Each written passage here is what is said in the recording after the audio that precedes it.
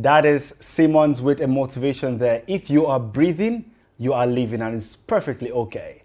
You're welcome to the conversation showing on your digital first Pan-African news network, 2S Television. Thank God it's Friday. Yes, I know it's the favorite day of the week for some of you. Of course, same here, because we have the weekend, right? I am Merciful Ajinomo. Again, it's good to have you on the conversation. Before we have our big story, because it's going to be interesting, the Friday edition of the conversation today promises to be very interesting. But before that, let's bring you some updates across Africa. I will begin with Ethiopia, where, Tigray forces withdraw from Afar region after beating, and Tigrayans are denying that. The federal government of Ethiopia said rival forces from the war-hit Tigray region had been beaten in neighboring Afar region and had withdrawn.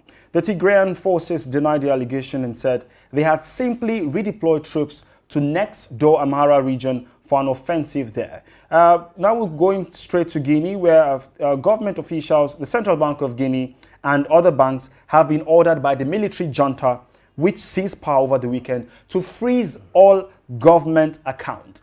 On Sunday, a group of special forces soldiers led by Colonel Mamadi Doumbouya said they ousted President Alpha Conde, citing concerns of poverty and endemic corruption.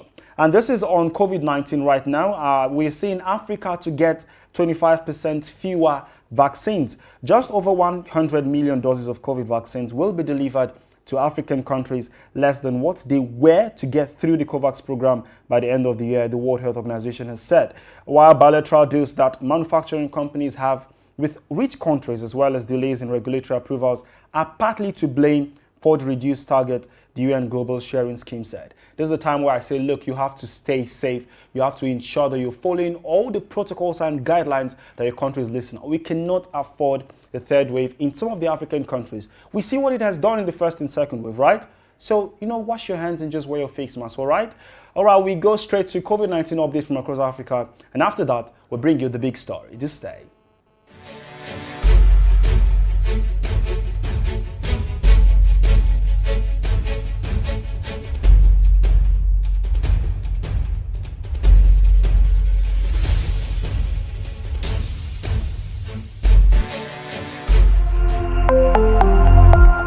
The OSTV Network mobile app is now available. You can now catch up on our breaking news, stream our programs live, watch out for the latest update on sport and politics as they unfold. You can also get notifications for our upcoming programs and events. All these on our TOS TV Network mobile app, available on Apple Store and Google Play Store. TOS TV News from Africa by Africans.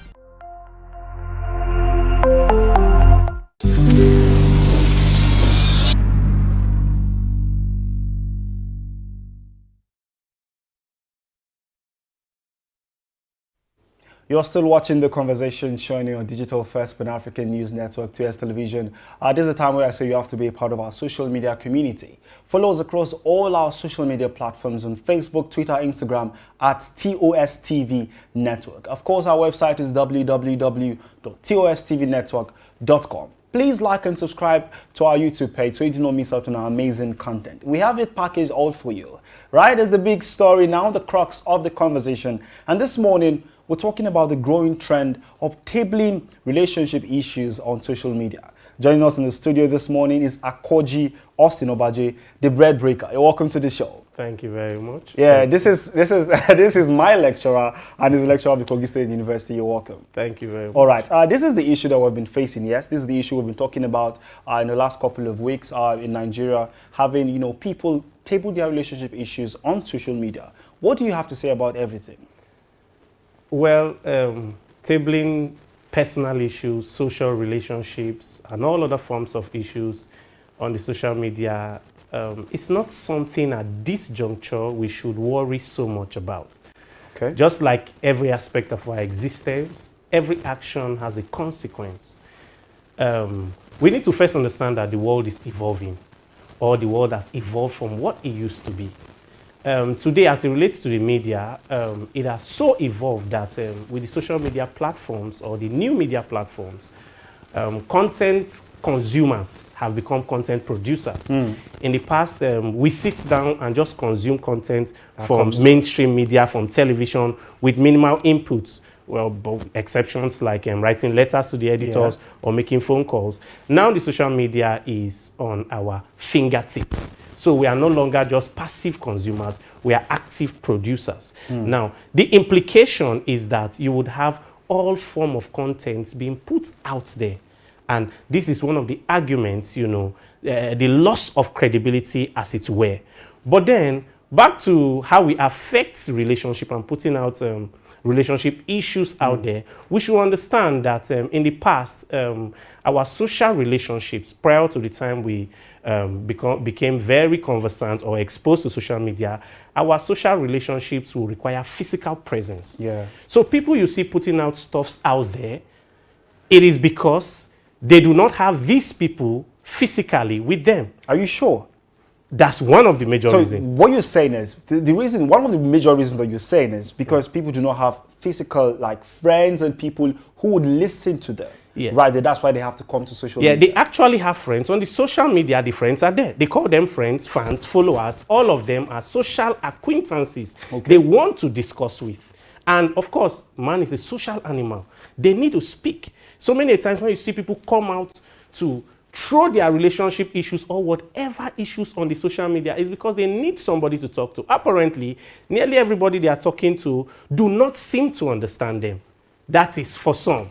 Some others begin to assume that these followers and these friends or these acquaintances are actually genuine friends. So they want to express their concerns to these people to at least have people who can support them, But then that is not to say I support it, and that is not to say it is devoid of consequences. When you do that, there are absolutely consequences. Now, some of the consequences are not far-fetched. For example, the recent issue between the legendary musician who has proved not to only be legendary in his voice and record production, but also proved to be legendary, of course, in the other room. We recently saw his wife had this outburst, and people have had conflicting positions. Personally, I would not support, as Africans, we are not encouraged to take these things out. And that is because for us, marriage is really very sacred. And if you look at the growing trend, not many of these people who have come out with this outburst have actually gotten the results they hope to have gotten. Sort out too. Okay, so you find out that so many of them end up with criticism. Of course, people reason in different ways. So you would not get the utility you actually, and it doesn't necessarily help the situation, especially when it's an issue as sensitive as marriage. Whether we like it or not, as much as the world is advancing, and things are changing. And things are changing. There are certain aspects of our culture that, we still hold tenaciously, especially as it relates to, particularly as it relates to marriage. So in that area, I think she has every right to have that outburst. And the earlier we come to understand that these things will be happening every time, these things have come to become a part of our lives, the better. Rather than get angry that this person, nothing, why would you do this? I think it is time to recognize the fact that it is part of our existence, and it is time to begin to train people on the use of social media and how to handle outbursts. That is why having our curriculum in our tertiary institutions modified to begin to teach, students how to use social media and have credit unit for it, and have them write exams for it, and probably do practicals, because I can nearly guarantee you that an average student spend more time on the social media than reading his books. I was going to say that, before you were coming with your point and everything. We've seen the growing trend of social media usage, people complaining day in, day out about comments. We even had a movie, right, being produced titled Bad Comment. So it's now become a thing. So like the point you're saying, if we have a curriculum for, students in the school that they'll have to learn how to use social media. I mean, it may be trivial. People may say, what? Learn how to use social? I mean, you're just posting, commenting, liking. But now it's causing, we've seen issues. Two-Face's issue is not just the only one. We've had issues, social media issues, people saying, oh, we saw something on social media. It was Alex or his to-be fiance that we later saw on social media that they're not together. And some people they're saying, are these people looking for validation?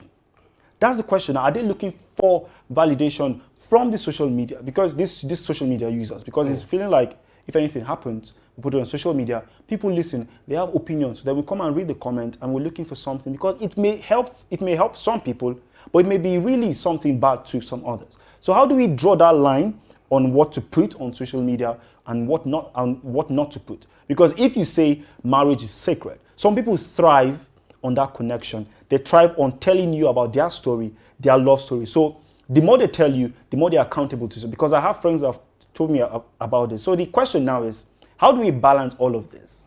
Right? Okay. This takes us back to what I just talked about, having people being trained. Now, you see, social media, whether we like it or not, it is going to be a part of our lives probably forever. And there's no serious business, there's no serious organization, there's no serious individual who wants to impact their world today that does not have a social media presence. Now, we must also understand that humans naturally tilt towards seeking for validation.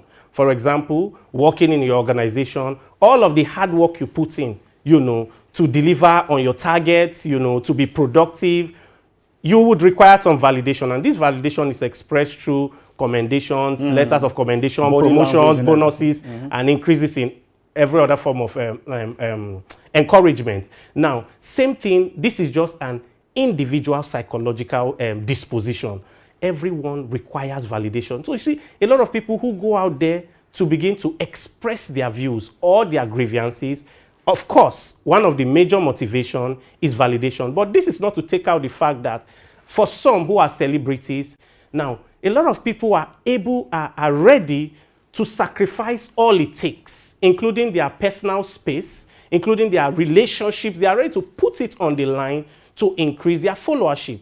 Now, when you put, as a celebrity, if you put your relationship status on the line, I mean, this is an aspect of your life most people are interested in. You are likely, I guarantee you, these persons involved, go check their social media followership, it has skyrocketed. For them, it means more money. What it means is that they have become, better positioned as an advertiser's haven. So for them, oh, I'm suffering this thing. This is a real life situation. My marriage is crashing. I'm going through this pain. Why not translate this pain into financial returns? So when they take it out there, get more followers, advertisers find them more attractive and they get money. So it is a kind of, I'm getting pain and I'm getting money, rather than just getting pain and going broke, to the bank. But then, like you said, you asked, what is the point of, where do we draw the lines? Now, I am sure that we cannot unanimously draw the line. Okay. Drawing the line has to do with the individual. For example, there are certain aspects of your life you are not ready to trade for anything. You are not ready to put it out there for any reason, even if you are given $1 million. There's a limit to what you can do for money or what you can put out there for money. But you see that thing, as sensitive as it is for you, some persons, they do not mind. It doesn't matter to them. Some persons can come as far as insulting their parents on social media because it translates to money. For them, oh, this is how I get money. We have seen comedians make fun of their parents and make fun of, and people laugh. And people laugh, people like it, and some of them, they have their parents there. Okay, but there are some who think, saying this to my parents is derogatory. I wouldn't do that to my mother who is sitting down there in the crowd. Okay, but for this comedian, it means more money. And for him, drawing the lines, he could extend the lines to that point. And maybe considering the kind of parent that he has, the parents do not mind. But the same may not be the case for you. So drawing the line is determined by our personal convictions, experiences, and dispositions. You had that. That was the punchline for me. Thank you so much. Unfortunately, we're out of time. Thank you for being on the show this morning. Wow. It's been a very, very wonderful moment. It's an honor. Thank you very much. And thank you so much, viewers, for staying tuned to The Conversation, showing your digital first Pan-African news network, Please, your contributions, comments, concerns, just drop them on our social media platforms. Talking about social media, I'm in at TOSTV Network. Also, website is www.tostvnetwork.com. As always, thank you again. Have a wonderful weekend, right? Chill, relax, and be geared up for next week because we're coming with something bigger and better. Thank you again. I am Merciful Ajinmo. Bye for now.